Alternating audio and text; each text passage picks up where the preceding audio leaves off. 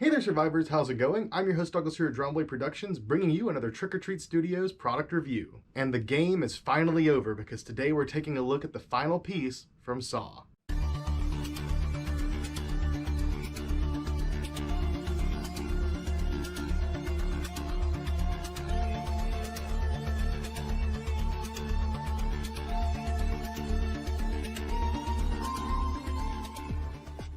Today we're going to be continuing our journey taking a look at many different Trick or Treat Studios masks and products this season by taking a look at another piece from Saw, and in my opinion, this has to be one of the coolest pieces Trick or Treat Studios has to offer. Trick or Treat Studios has offered a pretty wide array of different Saw collectibles for many years now, ranging from masks, costumes, toys, new stuff, old stuff, and of course, dolls. And today, we're talking about a very special doll indeed. I'm happy to announce that today we're going to be taking a look at the Billy puppet from Saw. In a previous video, I mentioned that Saw has a ton of iconic imagery, whether it be the Jigsaw killer wearing the pig mask, or of course any of the traps. In particular, the bear trap of course is the most popular. But I think out of any piece of imagery in the Saw franchise, none is more iconic than the Billy puppet. Now, as far as being notable, I think that would have to go to any of the Saw posters. Some of the early films are pretty tame and pretty on the money with what you're getting yourself into, but some of the later movies, those posters just get really crazy. But one little character you don't see on the posters too often is Billy. But still, like I said, Billy's gotta be the most iconic piece of imagery from the Saw franchise. When most people mention Jigsaw, typically they're talking about the puppet a lot of the times. And I feel like it mostly goes without saying, but personally, I would say that Billy is the most iconic piece of imagery in the entire franchise. The look of the doll itself is incredibly creepy. Hearing Tobin Bell's voice coming out of the doll is even creepier. And then, of course, you have that laugh. That iconic, terrifying laugh. With all of the context removed, this is a super creepy doll design, but with all the context present and how important Billy is to the franchise, it really makes it that much creepier and also just a little bit more interesting. I'm not going to go into the history here. If you're interested, you can watch the films, and I strongly recommend you do. But we're going to go ahead and talk about the design of what we have here overall. At a glance, overall, I think this thing looks pretty awesome and pretty spot on. Billy really is a pretty simple puppet, and I think that lends itself very well to being something that can be replicated as we see here. His white gloves paired with the full suit and his lovely little red shoes here means that it's pretty easy to put the body together for this. You don't have to worry about any crazy details sculpting wise or having any kind of flesh exposed or anything. So for the most part, the body underneath could look like whatever, and it doesn't matter because he's going to be entirely clothed. Just to break down the construction of the full doll, he pretty much has a polyfoam body with some armature inside to give him some posability. He's not completely posable like the Pennywise doll that we took a look at, but he still has a little bit of posability to him. So then the main focus for details and sculpture really does come down to the head, which I guess we'll go ahead and take a look at first. Overall, it's not a terrible sculpt, but personally, it does feel a little bit off. Just looking at the face, it looks a little off. It's also worth noting that the head here is like cast in latex and foam filled, so this is something you would want to watch out for putting in any kind of heat, direct sunlight, anything like that. The face should still be treated with the same care as a latex mask. And also, it feels like his hands are latex cast as well, but completely hollow. And lifting up the glove here, it does look like he has entirely sculpted rubber hands, which is very odd.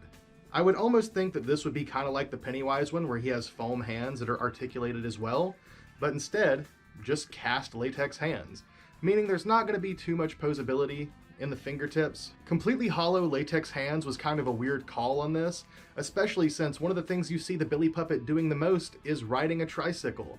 And of course, most people who are going to pick up one of these are going to try to find one of those red tricycles as well. We do have one here at the Lucky Rabbit for him to ride, but not being able to pose those hands means his fingers can't really wrap around the handlebars too well. And as far as the posability overall, he does feel pretty stiff. It doesn't feel like it has the same level of articulation as Pennywise, and he feels like he's constructed in such a way that he's definitely intended to be seated rather than standing or even leaning. So I guess that pretty much covers him sculpturally, body, hands, and head. Now let's go ahead and talk about, I guess, paint finishing next. I think the paint application on the face is pretty well done. The spirals on the cheeks are honestly a little thicker than necessary, I think, and a little bit too messy. Don't get me wrong, Jigsaw did not paint them on completely perfect. They're not absolutely perfect swirls, but these do look a little bit thicker and messier than they really should be. The paint on the lips looks okay, nothing too offensive there, and then the eyes themselves actually look really, really nice. They're nice and round, it's not messy, it looks like it was handled very well. I'm a little bit shocked they maybe didn't gloss them a bit more, but still, that's just nitpicking. And of course, as for like the off-white, aged look of the head overall, I think they did a pretty good job on that as well. And I guess next that would bring us to the hair. Now unfortunately, Billy's hairline here is a little bit pushed back, but I think Trick or Treat Studios did a pretty good job on it.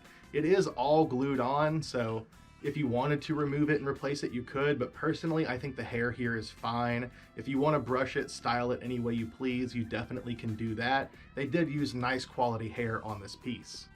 And I guess that just leaves us with the rest of the outfit. What we have here is just a pretty basic tuxedo, really not a whole lot to mention, just black fabric, red bow tie, he's got his little pocket squares here. I guess really a more notable thing would be the shoes.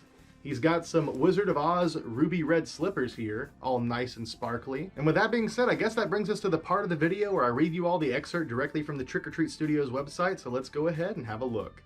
Here we have the Saw Billy Puppet Prop for $249.99. Sculpted by Mark Anthony, Trick or Treat Studios is proud to present the officially licensed Saw Billy Puppet Prop.